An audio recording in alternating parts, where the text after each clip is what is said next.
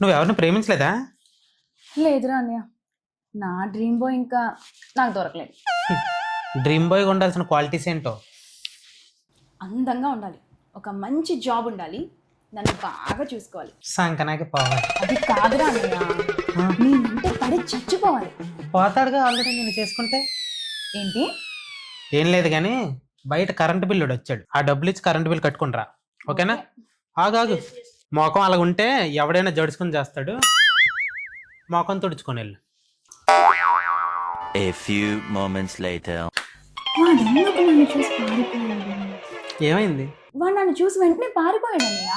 ఒక్కసారి నీ మోకం చూసుకో. సరే. అందరి ముందు పరుగు పోయిందిగా, ఇంకెలా తలెత్తుకుంటావు?